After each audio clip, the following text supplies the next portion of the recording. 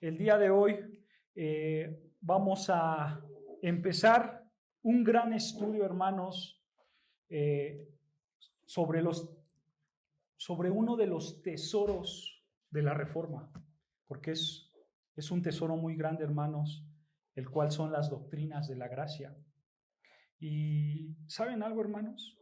Cuando nosotros estudiamos las Escrituras, nosotros podemos ver que existe un Dios, ¿no es cierto? Y ese Dios es un Dios soberano, un Dios que está sobre todas las cosas, un Dios que controla todas las cosas, un Dios que gobierna todas las cosas, ¿no es cierto? Pero también vemos, hermanos, que ese Dios soberano tiene una voluntad. Y esa voluntad no puede ser estorbada por nada, porque lo que Él decreta, Él lo hace, ¿no es cierto? Porque Él es un Dios soberano con una voluntad propia. Él decreta todas las cosas y lo que dice, lo hace. Por ejemplo, acompáñame a Mateo 10:29, vean lo que dice Mateo, capítulo 10, versículo 29, hermanos. Y en esta predicación, hermanos, vamos a ir de pasaje en pasaje, ya que es una introducción a las doctrinas de la gracia, y vamos a ver varios pasajes, hermanos, para entender un poco acerca de estas doctrinas. Pero vean, hermanos, lo que dice Mateo 10:29. Mateo capítulo 10, versículo 29, dice así la palabra del Señor: ¿no se venden 2 pajarillos por un cuarto? Con todo, ni uno de ellos cae a tierra, escucha, sin vuestro Padre.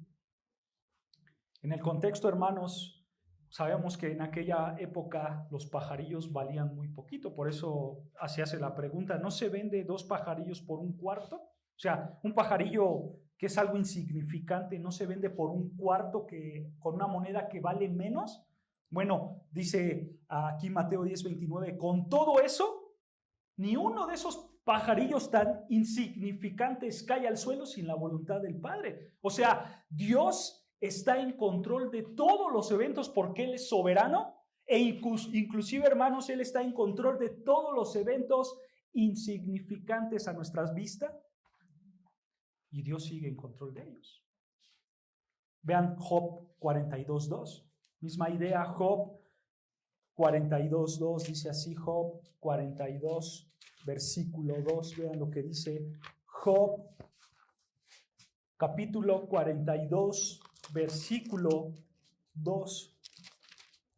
Dice así la palabra de Dios, escucha: yo conozco que todo lo puedes y que no hay pensamiento que se esconda de ti.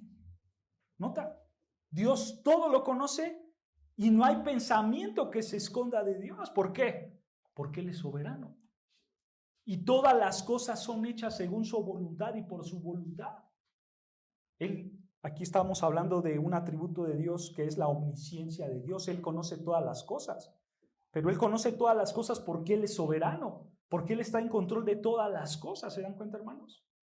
Y vean este pasaje impresionante, Efesios capítulo 1, versículo 11. Vean, Efesios capítulo 1. En el Nuevo Testamento encontramos Efesios capítulo 1, versículo 11, una carta paulina.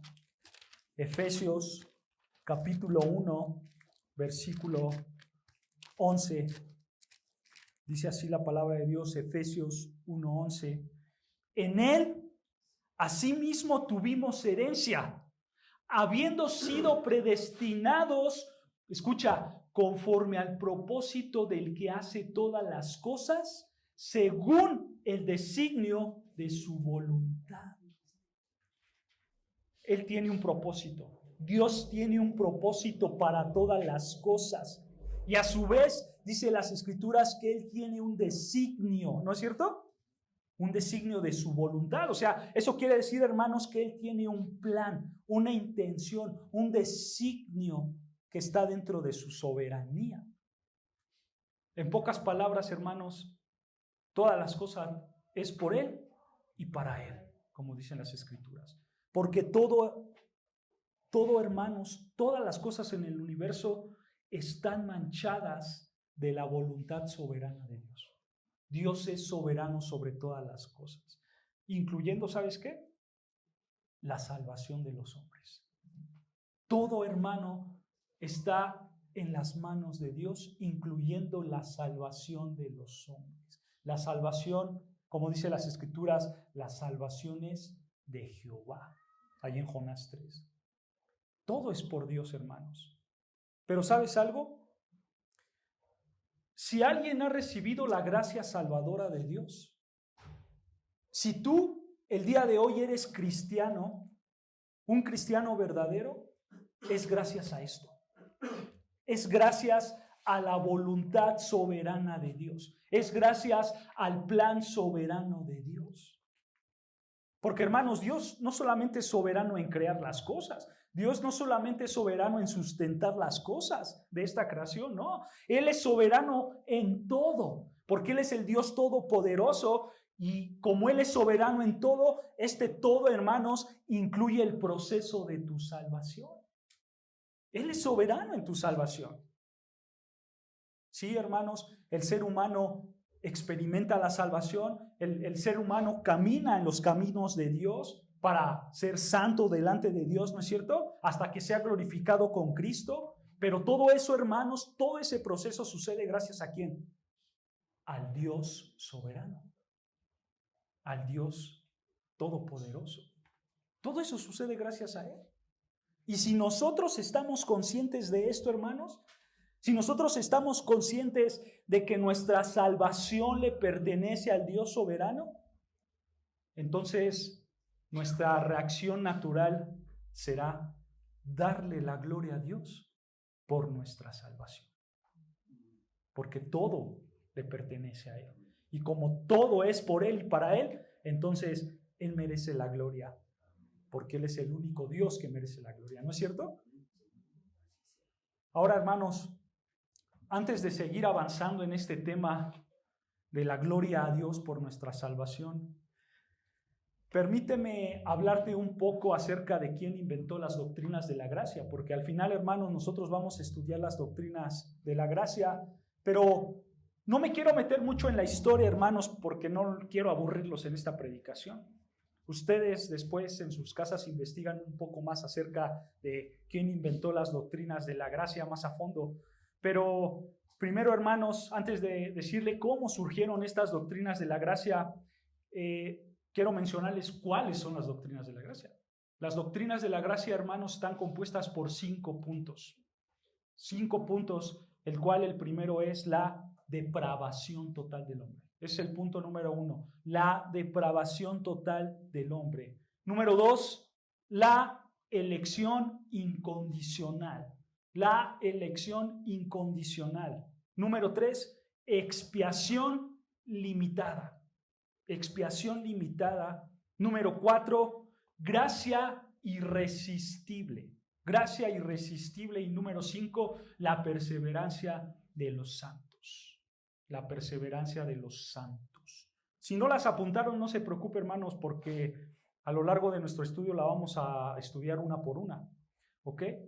Pero bueno, estas son las 5 doctrinas de la gracia, también conocidas como el tulip o el tulipán. ¿Por qué se le conoce como el tulip o el tulipán en español? Bueno, hermanos, porque estas doctrinas de la gracia forman un acróstico, pero en inglés. Un acróstico que dice tulip. Si las juntas todas muestran un acróstico que dice tulip.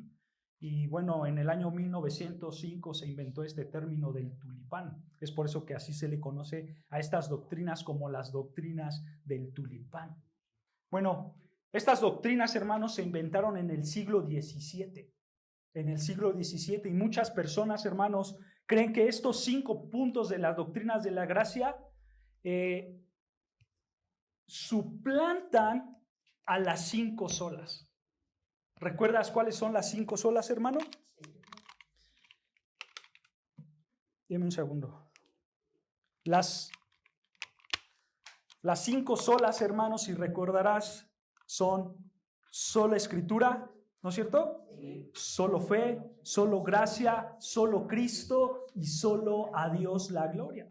Bueno, muchas personas creen que estas doctrinas de la gracia, estos 5 puntos de la doctrina de la gracia, suplantan a las 5 solas. Pero, hermanos, no es así. Las 5 solas, por así decirlo, son como el fundamento. Es el fundamento donde nosotros vemos que la Biblia es la máxima autoridad, ¿no es cierto? La máxima autoridad no son los credos, la máxima autoridad no son las ideas humanas, sino que la máxima autoridad es la Biblia porque fue inspirada por Dios. Y esa es nuestra máxima autoridad, ¿no es cierto? Y como la Biblia es nuestra máxima autoridad, aquí dice que la salvación es solo por gracia, no por obras, por medio de la fe en Cristo Jesús para la gloria de Dios. Y de eso hablan las 5 solas, ¿no es cierto? Esta es la base del cimiento de nuestra salvación, por así decirlo, hermanos. Las 5 solas siendo la base.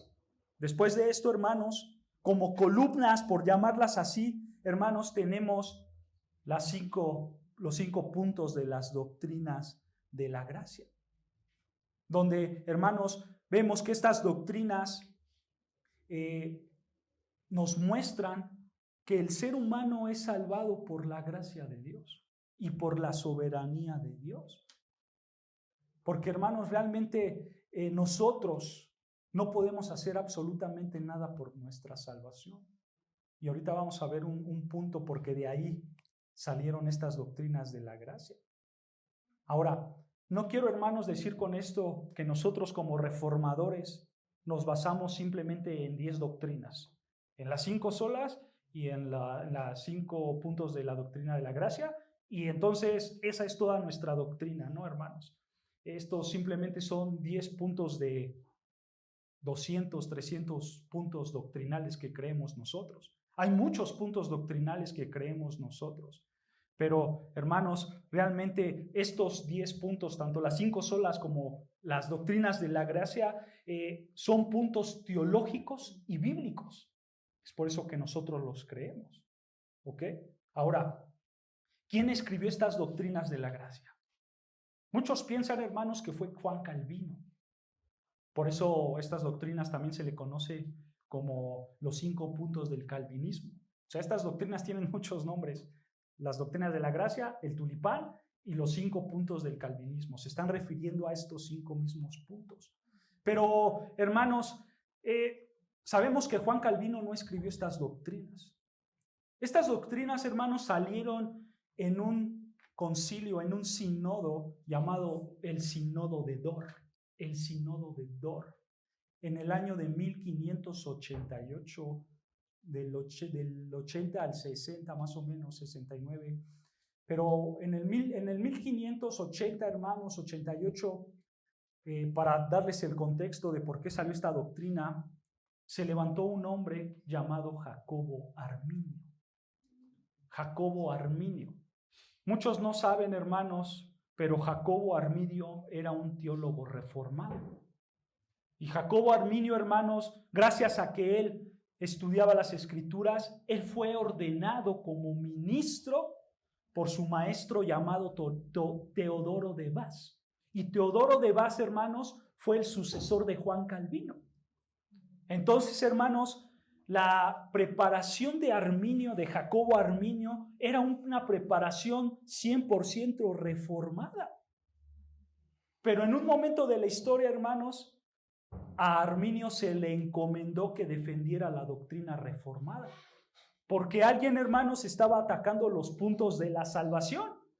Y entonces, como alguien estaba atacando los puntos de la salvación que los mismos reformadores habían construido, entonces le dijeron a Arminio: Arminio, tú te tienes que levantar como un buen teólogo reformado y refutar estas falsas enseñanzas que están dando los hombres. Pero para sorpresa de todos, ¿qué creen? Arminio abraza los puntos de su contrincante. Y entonces, hermanos, en el año 1609 muere Jacobo Arminio con las ideas de sus contrincantes. Y una vez que muere Jacobo Arminio, se levantan sus seguidores llamados los remonstrantes. Los remonstrantes. estos remonstrantes que eran seguidores de Jacobo Arminio, ellos hicieron una protesta en los Países Bajos, ahí en Holanda, porque ellos no estaban de acuerdo a las doctrinas reformadas. Y ahí, hermanos, ellos sacaron los 5 puntos del arminianismo, que contradicen a los 5 puntos de la Reforma.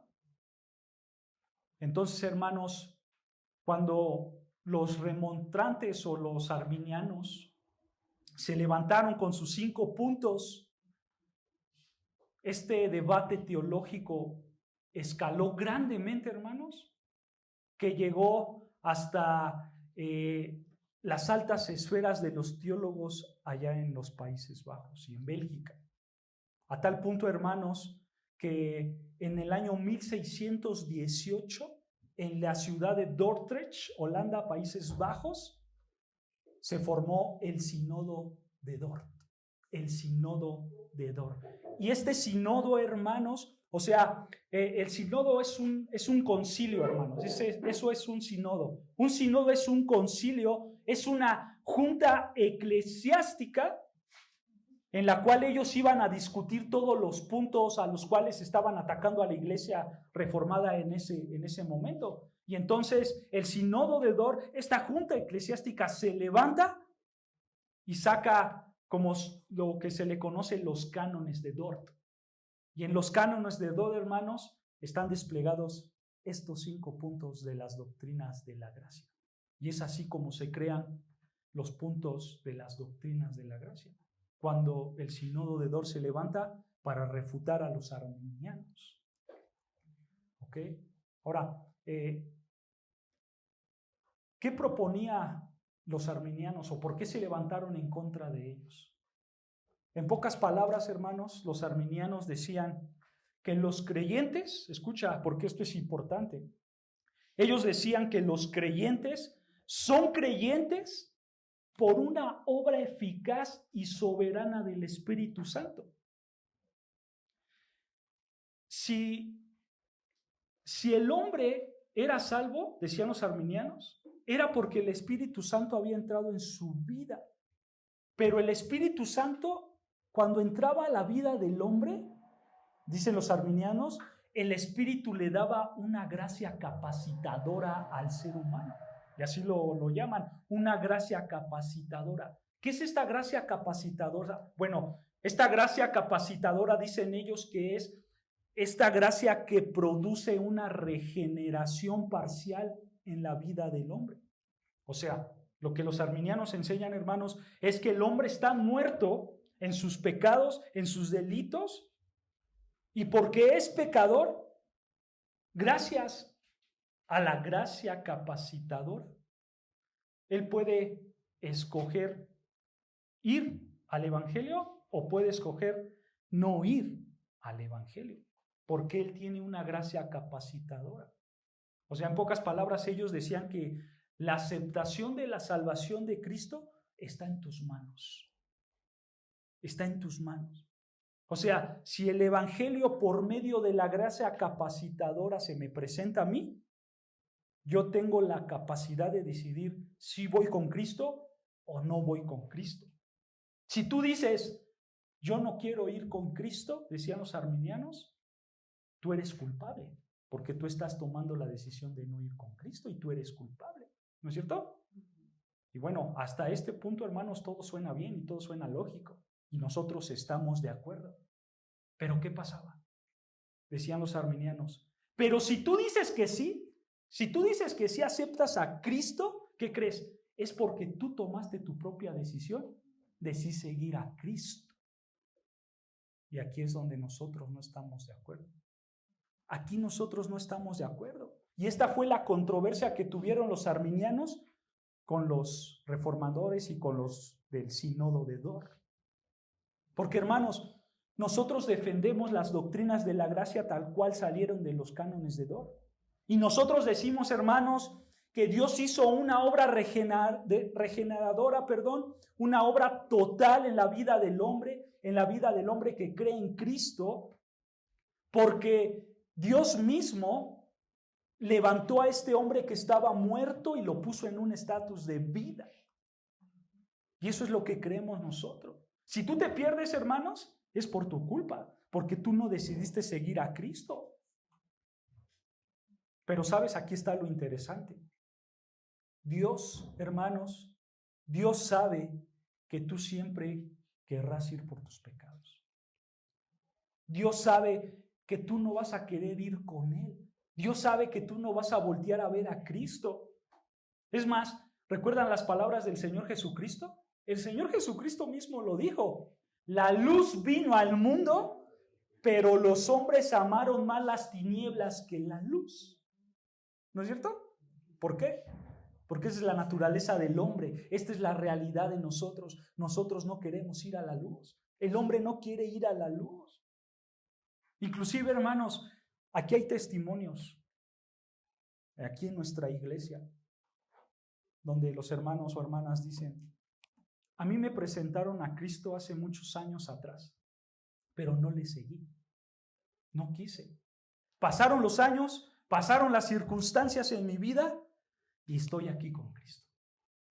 Aquí hay muchos testimonios de eso. Pero hermanos, esa es una realidad. El hermano que años atrás se le presentó Cristo y no quiso seguirlo, es por eso, es porque no quiso seguirlo. No porque alrededor de su vida habían cosas que él no lo permitían, no. Él tuvo la decisión de seguir a Cristo, pero por su pecado él dijo no. O por X circunstancias que lo llevó, él dijo no quiero ir con Cristo en este momento. Así de simple, hermanos. Nadie por su pecado quiere seguir a Cristo. Pero ¿sabes algo? Dios, en su gracia abundante, elige a unos incondicionalmente para salvarlos, para traerlos eficazmente a Cristo, y así ellos crean en Cristo en arrepentimiento y fe. Y estos son los 5 puntos de la gracia. El ser humano, hermanos, está muerto, ¿no es cierto? Por sus delitos y pecados. Y gracias a que está muerto, no puede ir a Cristo, porque está muerto. ¿O acaso un muerto puede revivir por sí mismo? ¿Un muerto puede darse vida a sí mismo? No, hermanos. De la misma manera pasa con el muerto espiritual. El muerto espiritual necesita ser revivido por alguien externo, porque él no tiene la capacidad de ser revivido. ¿Y este alguien externo quién es? Dios. Es Dios mismo. Y este hombre muerto, esta mujer muerta, necesita que Dios la reviva para traerlo a la salvación. Y de eso tratan las doctrinas de la gracia. Ahora, tenemos que decir, hermanos, que los cánones de Dort o las doctrinas de la gracia que se encuentran dentro de estos cánones, esas doctrinas están basadas 100% en las Escrituras. Estos hombres que escribieron los cánones de Dort se basaron principalmente en las cartas paulinas del Nuevo Testamento. Claro que tomaron ideas de Juan Calvino, porque Juan Calvino escribió acerca de la salvación. Y por supuesto, Arminio de algún modo tenía esta doctrina en sí mismo, porque era sucesor, su maestro era sucesor de Calvino, ¿no es cierto? Es por eso que los del Sínodo de Dort tomaron también ideas de Calvino, e inclusive, hermanos, los del Sínodo de Dort también tomaron ideas de San Agustín, porque San Agustín también tuvo un debate en su tiempo con un hombre llamado Pelagio, allí en el año 400 al 450 después de Cristo. Y entonces San Agustín hizo una exposición grandiosa acerca de la salvación, y entonces estos hombres tomaron también ideas de San Agustín. Pero, hermanos, estas doctrinas están basadas 100% en las Escrituras, en el Nuevo Testamento, en las cartas paulinas. Yo te animo, hermanos, a que busques los cánones de Dort.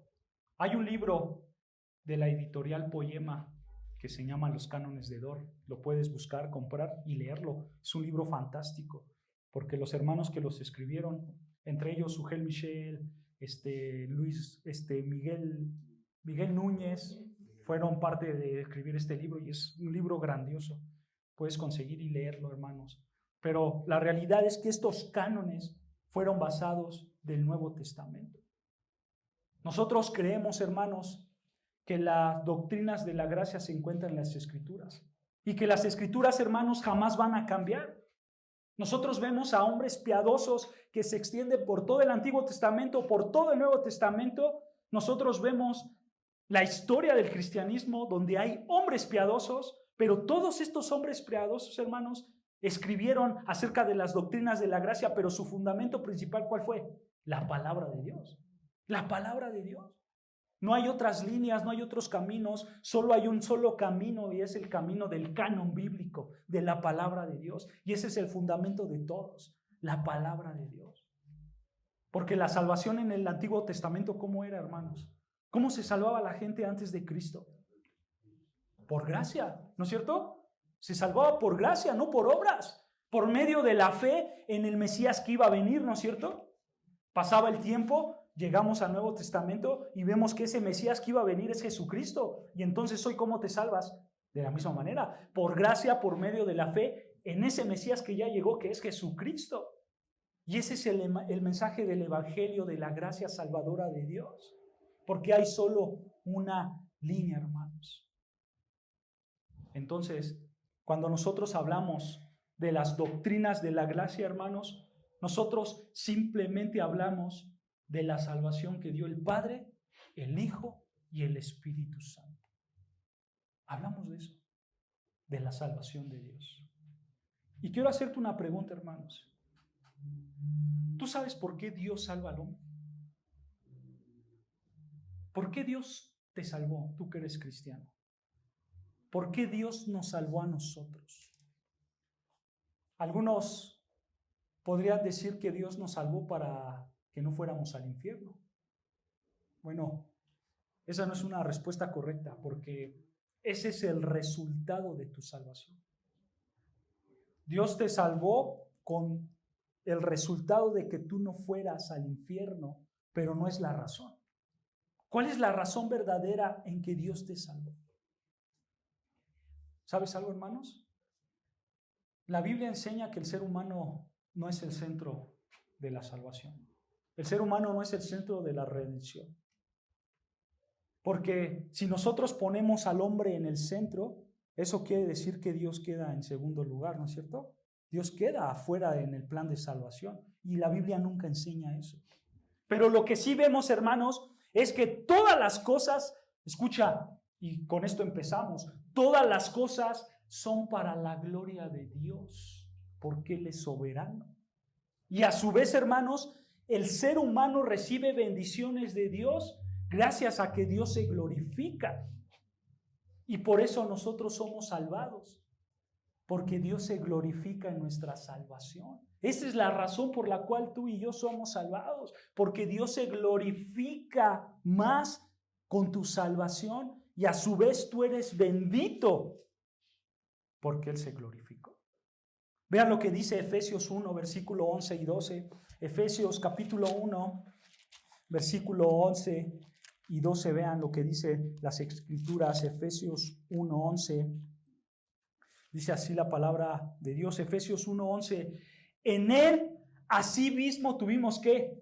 Herencia. Ahí está la bendición. En Dios tuvimos herencia, habiendo sido predestinados conforme al propósito del que hace todas las cosas, según el designio de su voluntad. Versículo 12. A fin, escucha, que seamos para alabanza de su gloria, nosotros los que primeramente estábamos en Cristo. Nota que nosotros somos hechos para alabanza ¿de quién? De su gloria. Lo que Pablo está diciendo aquí, hermanos, es que Dios nos predestinó. Y esta predestinación es gracias a su soberana voluntad.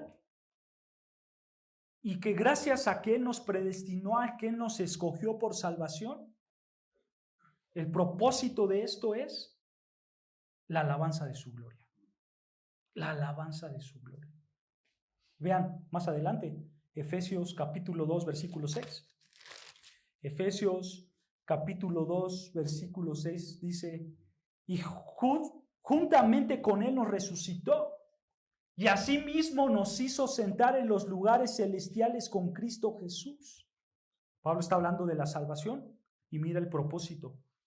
Jesucristo nos resucitará con Él. Jesucristo nos va a sentar en los lugares celestiales. Aquí estamos hablando, de la salvación, y mira el propósito, versículo 7, para mostrar en los siglos venideros, escucha, las abundantes riquezas de su gracia en su bondad para con nosotros en Cristo Jesús. O sea, hermanos, por medio de la salvación, Dios muestra su carácter de bondad. Dios muestra su benevolencia. Porque Pablo está diciendo que Él nos hizo sentarnos en estos lugares celestiales, ¿no es cierto? Para mostrarnos en los siglos venideros las abundantes riquezas de su gracia en su bondad. O sea, hermanos, la salvación de Dios nos muestra el carácter benevolente de Dios. Y esto es grandioso, hermanos, porque cada vez que Dios muestra su carácter, cada vez que Dios muestra quién es Él, nosotros podemos conocerle mejor, nosotros podemos conocerle más y más y más. Y mientras más tú le conozcas, ¿qué crees que va a pasar? Más vas a confiar tú en Él. Más vas a poner tu fe en Él. Y eso nos va a llevar, hermanos, a que nosotros creamos en sus promesas, a que nosotros creamos en su perdón. Y que todo lo que tengo, hermanos, en Cristo sea para la gloria de Dios. Porque al final, cuando conocemos a Dios, hermanos, nosotros conocemos y vemos revelada su gloria, su majestuosidad. Y dentro de la gloria de Dios hay bendiciones para nosotros. Y por lo tanto nosotros le glorificamos. Porque Él es glorioso. Él es glorioso. Hermanos, el único motivo por el cual Dios salva, ¿sabes por qué es? Por su gloria y por su amor. Pero ese amor, hermanos, está basado originalmente en sí mismo, en el amor a Él mismo y no en el amor a la criatura. Porque cuando tú volteas a ver al ser humano, hermanos, tú puedes ver que ese ser humano es pecador, ¿no es cierto? Tú puedes ver que ese ser humano miente, roba, fornica, mete intrigas y está alejado de Dios. Y él no es digno de admiración. Y entonces Dios no lo voltea a ver. Porque Él no es digno por su pecado. Hermanos, si a nosotros nos ve Dios, Dios no va a decir, wow, qué hermoso hombre o qué hermosa mujer, están llenos de santidad, son tan extraordinarios que debo de salvarlos. Dios no va a decir eso, hermanos. Porque lo único que Dios encuentra en nosotros, ¿sabes qué es? Maldad pura. Es pecado. Y Él lo aborrece. Como lo decía en Isaías, sus obras son como trapos de inmundicia. Y así son las obras de todo ser humano, ¿no es cierto? Solo hubo un hombre en este mundo que fue el hombre más hermoso de todos, y fue el Señor Jesucristo. Pero solo Él. Entonces, hermanos, nota que la motivación de Dios no es porque el hombre sea bueno. Al contrario, el hombre es malo. La motivación verdadera, hermanos, de Dios es porque Él se ama a sí mismo. Por el amor mismo de Dios es que Él nos salva. Por eso Juan le llamó Dios es amor. Dios es amor. Porque por su amor mismo Él nos salvó. Y ahorita vamos a ver un pasaje que nos habla de eso, hermanos. Pero yo quiero que te des cuenta que cuando hablamos de la salvación de los hombres, a su vez hablamos de la gloria de Dios en la salvación, porque Él se ama a sí mismo. Porque en la salvación, hermanos, podemos nosotros ver perfectamente el carácter de Dios.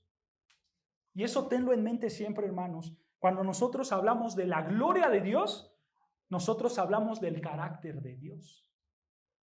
Dios lo hace todo por su carácter, por su gloria.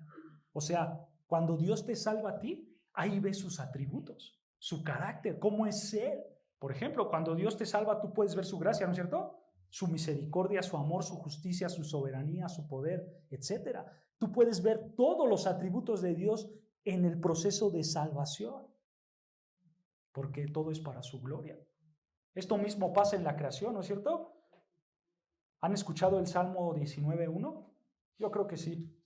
Dice, los cielos cuentan la gloria de Dios, ¿no es cierto? Y el firmamento anuncia la obra de sus manos. Ahí estamos hablando de la creación. Y el salmista decía que los cielos, la creación de Dios, los cielos cuentan la gloria de Dios. O sea, cuando tú ves el cielo, las estrellas, cuando con un telescopio lo agarras y ves los planetas, tú empiezas a maravillarte. Porque tú ahí ves su gloria, o sea, ahí ves sus atributos, ahí ves su poder, su inteligencia, su soberanía, su sabiduría, ¿no es cierto? Y cuando ves todo eso, hermanos, tú te sorprendes, tú te maravillas y tú le das la gloria a Dios. Tú proclamas sus atributos, tú quedas sorprendido y dices, Él es grande, Él es maravilloso, Él es poderoso, Él es sabio, etc. Y empiezas a alabar y a glorificar el nombre de Dios. Bueno, en la salvación, hermanos, es exactamente lo mismo. Es exactamente lo mismo. Porque cuando tú eres salvado, tú puedes ver todo lo que hizo Dios por ti y tú lo glorificas. Porque cuando Dios te salva, tú ves sus atributos y tú le dices, Señor, cuando me salvaste yo pude ver tu amor, pude ver tu gracia, pude ver tu misericordia, pude ver tu justicia, pude ver tu bondad, pude ver, etcétera, atributo de Dios. Y entonces tú dices, Señor, ahora yo sé que todo es por ti y para ti. La gloria sea del Señor. Y tú lo glorificas por tu salvación.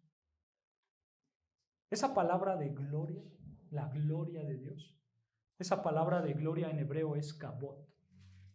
Kabod. Y significa simplemente riqueza o pesado. Gloria, kabod. Riqueza o pesado. Kabod. Y la idea, hermanos, de pesado, de gloria, es eso. Es que Dios no es ligero. Dios no es algo frágil. Dios es pesado. Dios es grande. Dios es majestuoso. Y gloria, kabod. Eso es en hebreo.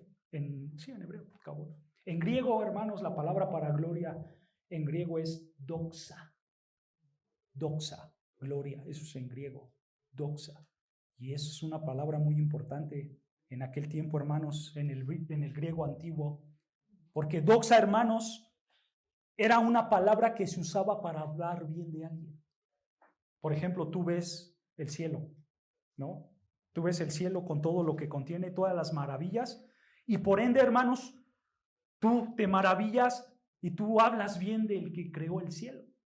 Esa es la idea de doxa, de gloria. Tú hablas bien de alguien. En este caso, tú hablas bien de Dios, por lo que Él es y por lo que Él hace. Eso es doxa. Gloria, hablar bien de Él. Y entonces, hermanos, nosotros podemos ver que todo el universo y todas las cosas que contiene el universo son para la gloria de Dios.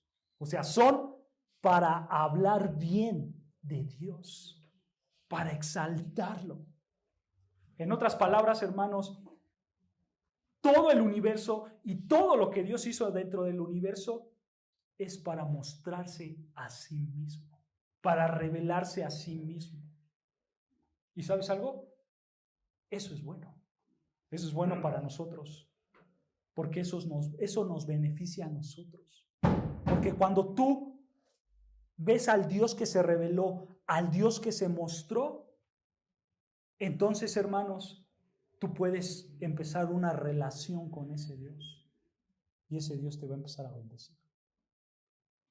Porque implícitamente, hermanos, dentro de la gloria de Dios, dentro de lo que Él es y lo que Él hace, implícitamente hay bendiciones para los que se acercan a Él.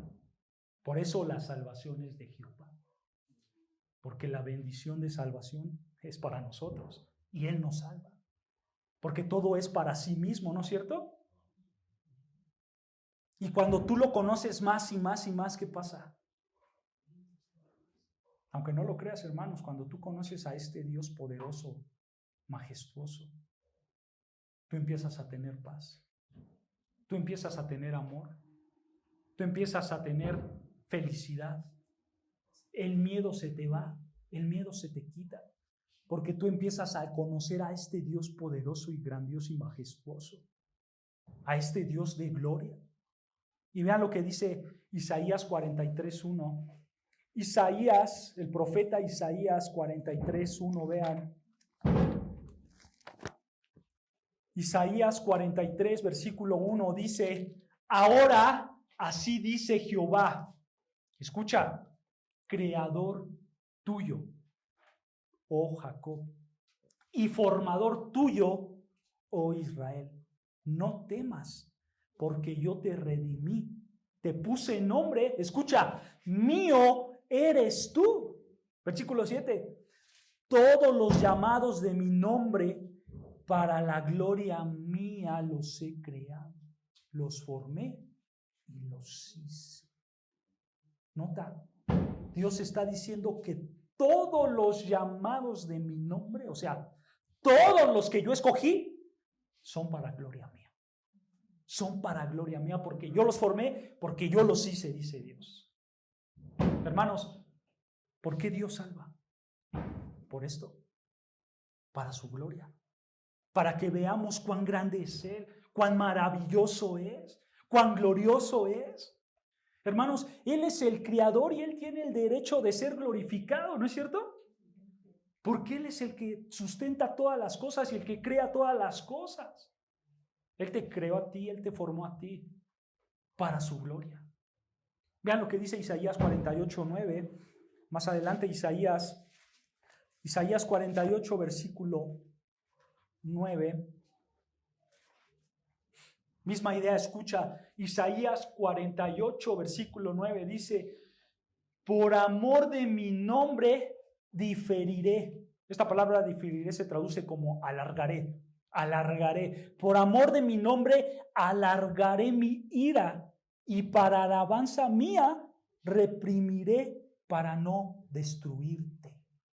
O sea, Dios está diciendo, hermanos, que no te destruye a ti, pecador, por su alabanza, por su gloria. Por eso Él no te destruye.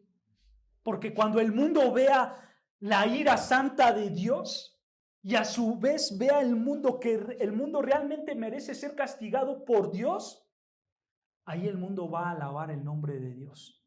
Porque el mundo va a decir: Él es un Dios de misericordia, de gracia, que no me destruye. Y todo es para su gloria, hermanos.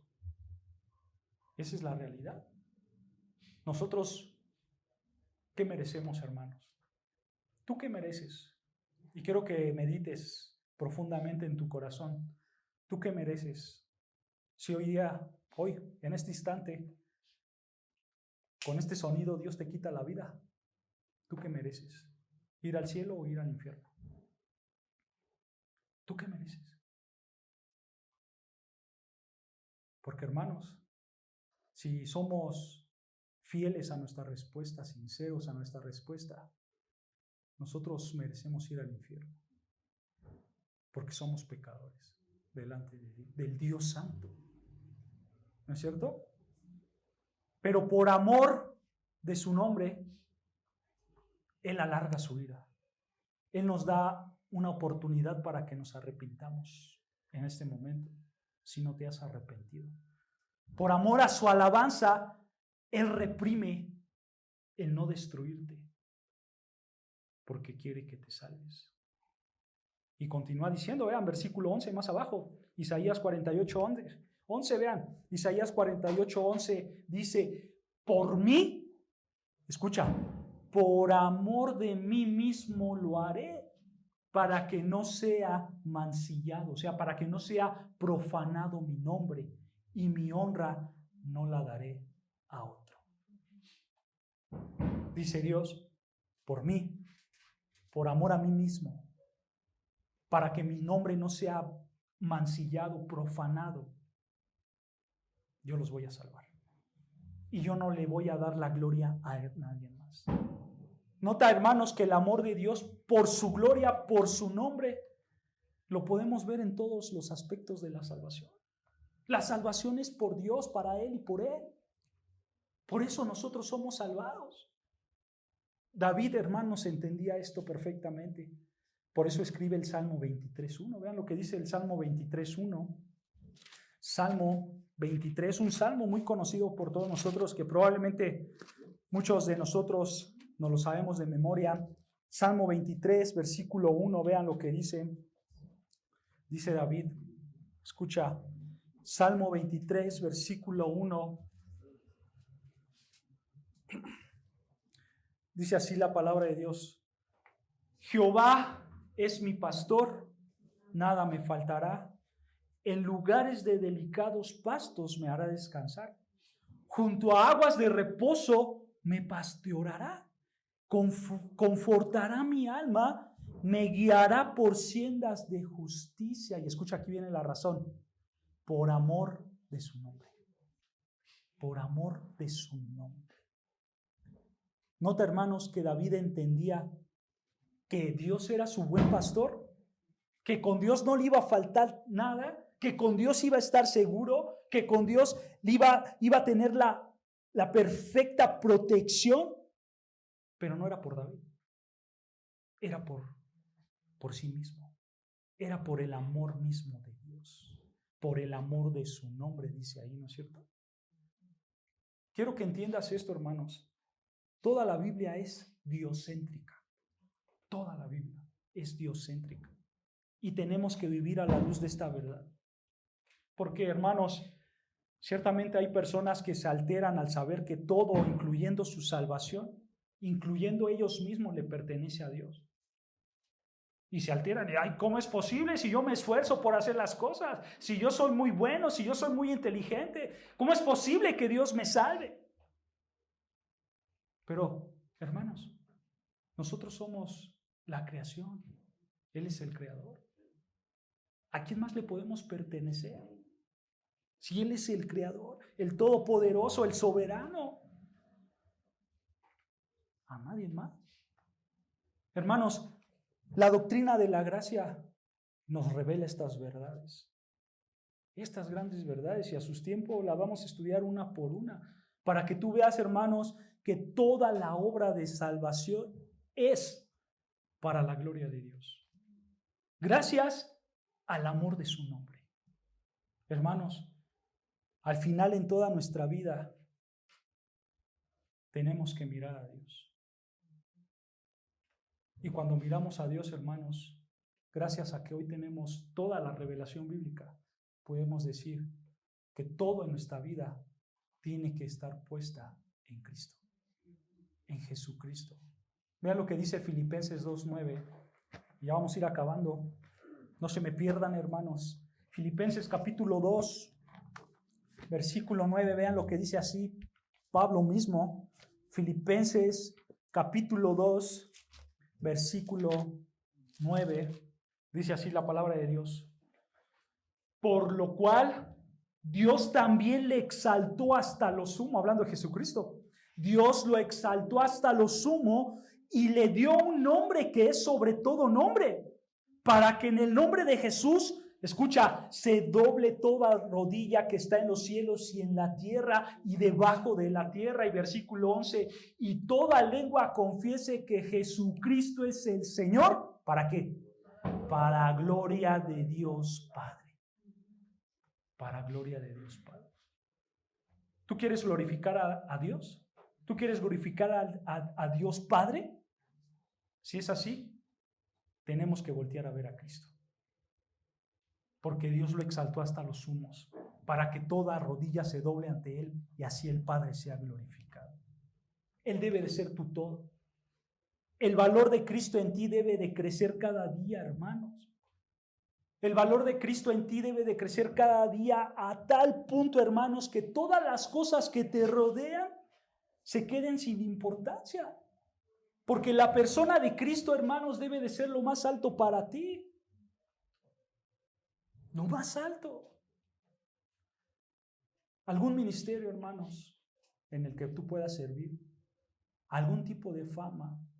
algún tipo de cosas materiales o de sentimientos, eso debe de quedar atrás. Tu más grande anhelo debe de ser Cristo. Espero, hermanos, que cuando alguien te pregunte qué es lo más importante para ti o qué es lo que tú más quieres en tu vida, espero que tu respuesta sea conocer a Cristo y caminar en sus pasos. Porque muchas veces, hermanos, nosotros nos dejamos llevar por nuestros deseos, ¿no es cierto? Por nuestros anhelos.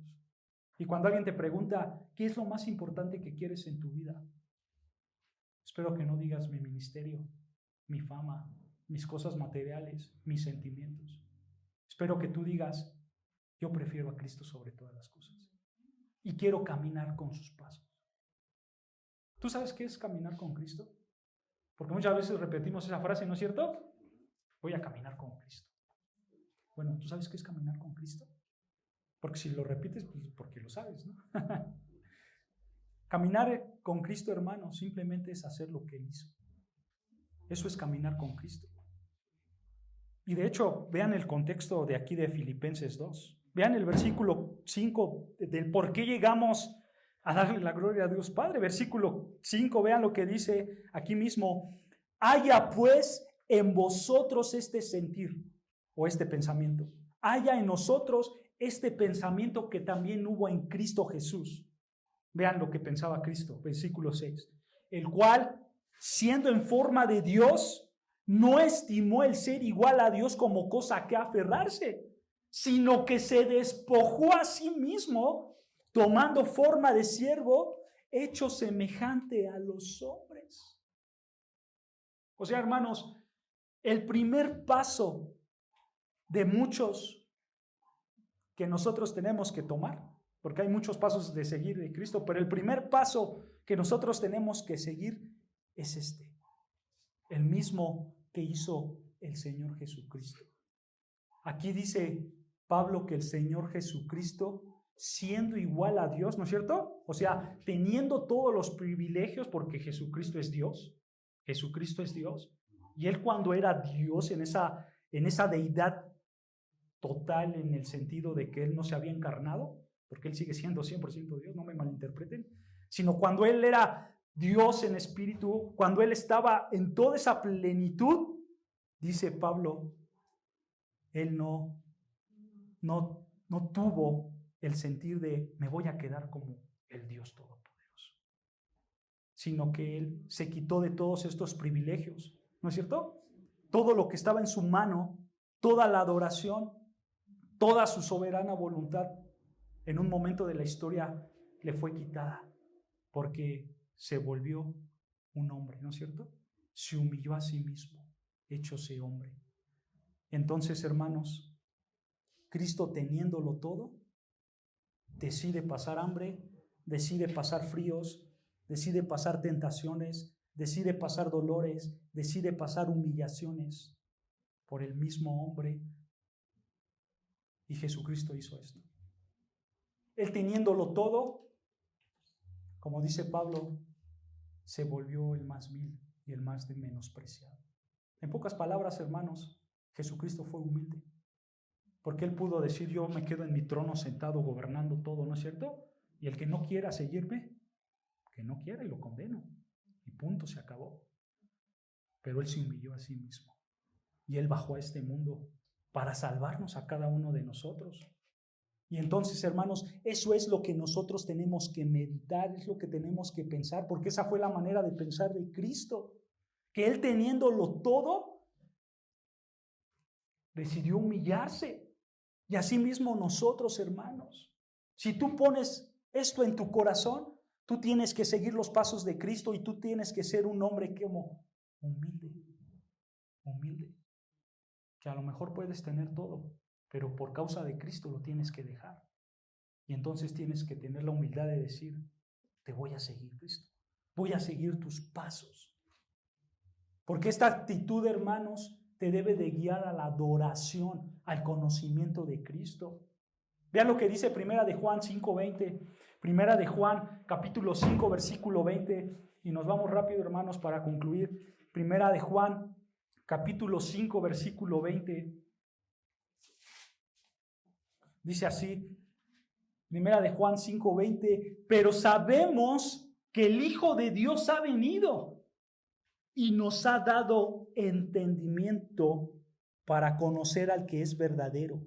Y estamos en el verdadero, en su Hijo Jesucristo. Este es el verdadero Dios y la vida eterna.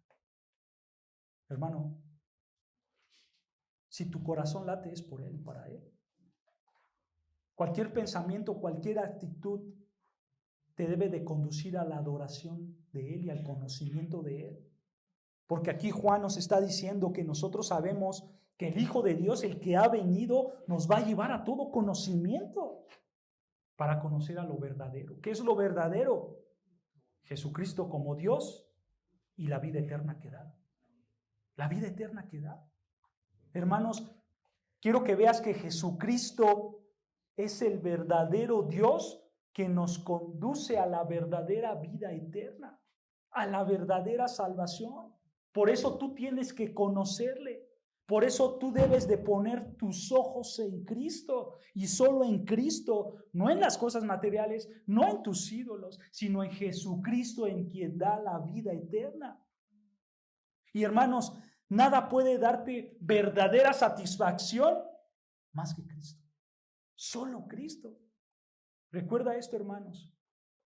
El mundo entero te puede dar las cosas más grandes. Te puede dar los mejores deseos, los mejores lujos. El mundo entero, hermanos. Pero la verdadera satisfacción no la vas a encontrar ahí. El verdadero gozo no lo vas a encontrar ahí.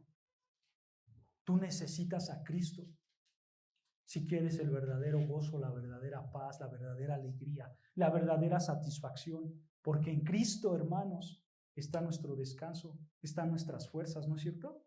Y todos nosotros necesitamos. Claro, podemos disfrutar muchas cosas como cristianos, pero ninguna de ellas puede sustituir a Jesús, porque Él es incomparable. Créeme, hermanos, que ni el mejor matrimonio, ni los mejores amigos, ni la mejor casa, ni las mejores vacaciones, ni el mejor sueldo, ni el mejor carro puede compararse a Cristo. Nada puede compararse a Cristo. Si tú buscas la satisfacción en otra cosa que no sea Cristo, hermanos, es como si tú calmaras la sed con agua salada. ¿Me entiendes?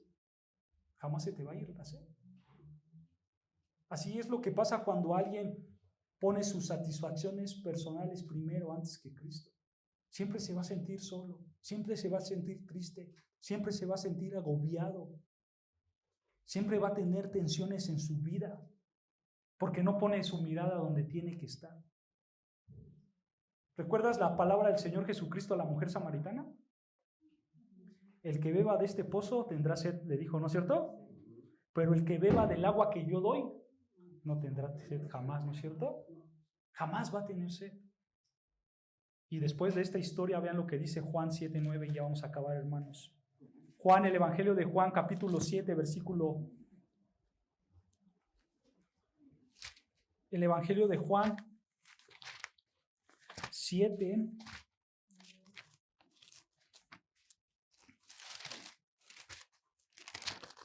Juan capítulo 7,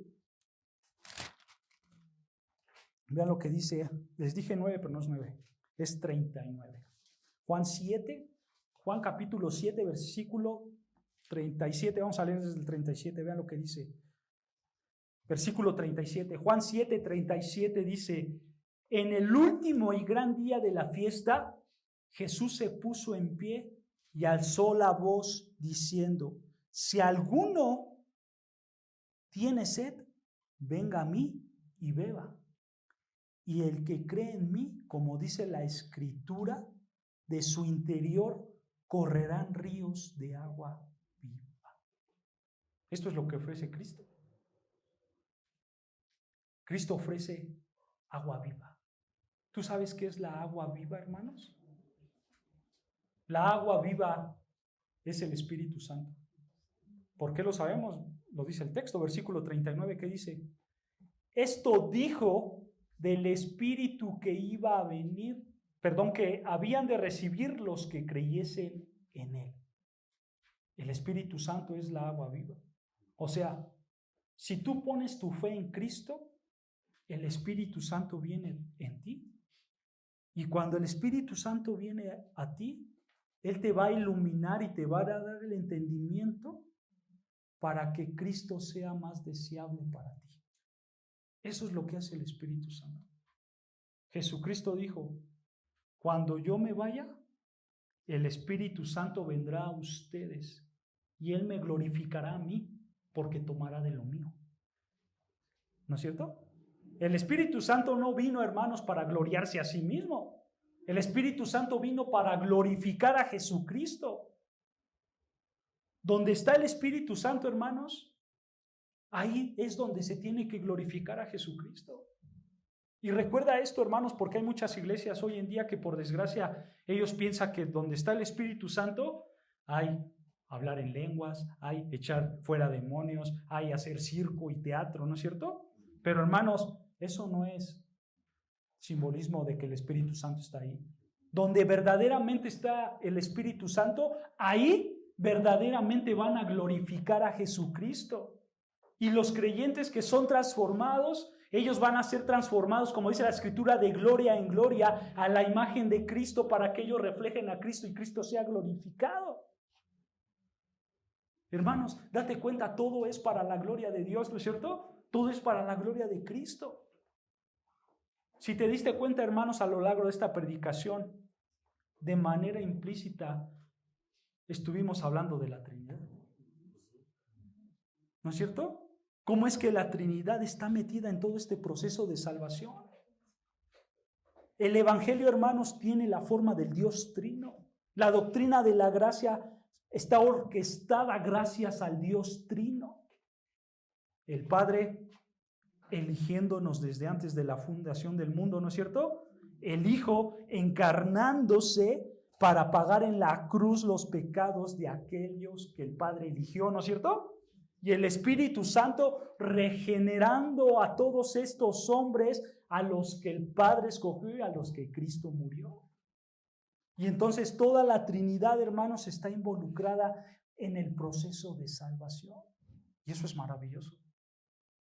Y por esta razón, hermanos, Dios es glorificado en nuestra salvación. Porque el Padre, el Hijo y el Espíritu Santo nos salvan. Y nosotros tenemos que proclamar con poder, con autoridad, cuán poderoso es, cuán misericordioso es, cuán amoroso es, cuán soberano es, cuán grande es. Porque todo, recuerda, hermanos, todo lo creado, incluso tu salvación, es para gloria y honra de Dios. Amén. De eso hablan las doctrinas de la gracia, hermanos. Y los vamos a ver, si Dios nos permite, mes con mes, una por una, para que tú veas cómo fue Dios el que te salvó. Cómo fue Dios el que te dio la oportunidad de que vivas una vida eterna. Y cómo tú debes de reaccionar a eso dándole la gloria a Él. Amén. Amén, hermano.